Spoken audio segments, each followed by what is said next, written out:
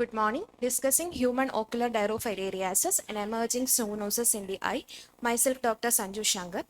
Dirofilariasis is an emerging zoonosis endemic to South Kerala, and it is really a concern, and that's the reason why I am here today with this topic. It is caused by nematodes of the genus Dirofilaria, of which most common are Dirofilaria repens and Dirofilaria immitis, and it is being transmitted by the female mosquito vector. And this is a life cycle of the Dirofilaria repens, which is known to cause the ocular lesions.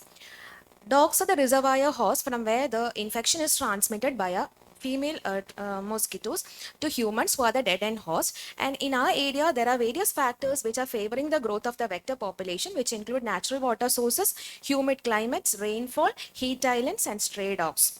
Aim of my study is to analyze demographics, identify varying clinical presentation, management approaches, and treatment outcomes.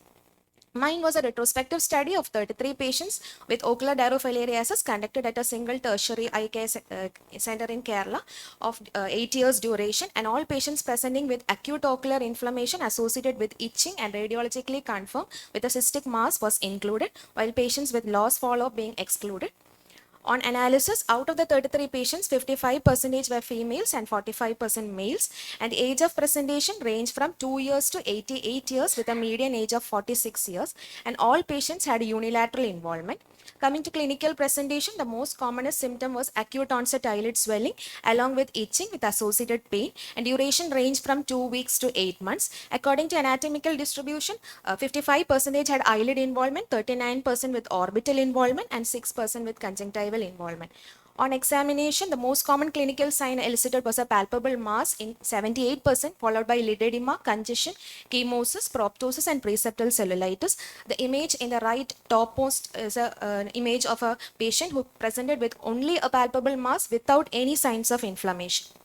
And all those patients whom we had a clinical suspicion was sent for an imaging technique which included an ultrasound B scan, which as in the image demonstrated a cystic swelling with a serpiginous structure with parallel echogenic walls and an echoing lumen giving a tram track appearance. An MRI orbit, T1 weighted MRI revealed a hyperintense well circumscribed rim with hypointense core, and T2 weighted MRI as in the image demonstrated a well encapsulated hyperintense lesion with a hypointense rim. And MRI assessed the plane of involvement and excluded other abnormalities. And all patients were given initially a medical management of tab prednisolone 1 milligram per kilogram body weight per day, tapered over 5 days, and tab albendazole 15 milligram per kilogram body weight in 2 divided doses, along with other symptomatic management. The treatment outcome, all the patients were initially given medical management, of which 85% had a complete cure and whom we had a sequential follow-up. Other 15% had an incomplete cure either due to persistence, progression, recurrence, or presence of a visible worm mass, for whom surgical management was indicated. Surgical management includes surgical excision, of which 60% underwent a eyelid lesion excision, 20% anterior orbitotomy plus lesion excision, and the rest 20% with a conjunctival lesion excision. And all patients whom we did a surgical excision, the specimen was sent for microbiology and histopathological analysis, which revealed a pseudocystic cavity surrounded by a fibrous capsule along with intense inflammatory cell infiltrate. And cavity contains sections of the nematode characterized by a thick multilayered cuticle as demonstrated in the image. The follow-up and cure rates, at the end of 1 month, 55% had complete cure. At the end of 2 months, 85%. And at 3 months, all patients had complete cure. And this is a case of a 2-year-old baby who was the youngest among our cases, who presented with a right-sided anterior orbital mass along with severe itching and proptosis for more than 6 months. She was referred from elsewhere. She was already on ivermectin and steroids, and on clinical suspicion, we sent her for a imaging as an MRI orbit, and a worm mass was detected in the superior rectus LPS complex. We did a anterior orbital exploration. The live worm along with the cyst was completely removed with preservation of the superior rectus and LPS muscle. So to conclude, Kerala is an endemic area for ocular dirofilariasis. It is a diagnostic challenge due to its varied clinical presentation. Clinical suspicion with imaging is a pointer to diagnosis. Treatment outcome is excellent with medical management. Surgical excision for persistent cases, and complete surgical removal offered negligible recurrence. So how to control? Strengthening awareness among clinicians. Public healthcare measures should be aimed at vector control, prevention of misdiagnosis, and control of stray dog population. These are my references. Thank you. Do you have any patient who had manifestations elsewhere? No, sir, systemic manifestation was not there for all these 33 patients. Okay.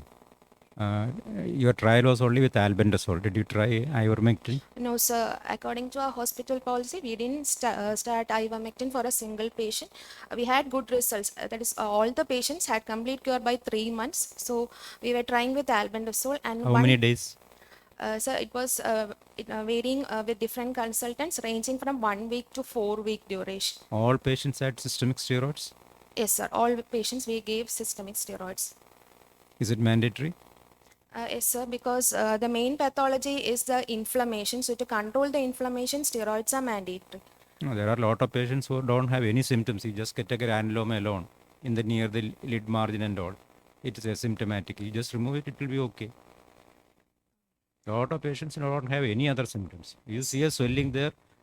Clinically, if you have experience, you know it's a dirophilia. You do ultrasound B scan, it will show the verb. You take it out. You just give a course of ivermectin or albendazole. There is no need for For steroids. visible worm masses, we directly went for the surgical excisions. It usually happens when the worm is dead and then it produces these toxic reactions. Then you cover with to cover the inflammation, you give steroids. Okay, sir. Have you seen the worm live in the anterior chamber or in the retina? No, sir. In my study, I didn't see any patients, sir. There are a lot of cases we have seen in the retina, in the macula. It's just Yes, like sir. moving and all. Yes. How do you manage if there is a worm in the macula?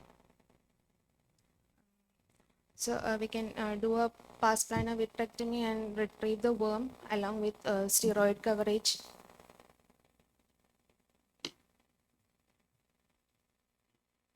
Okay. Thank you, sir.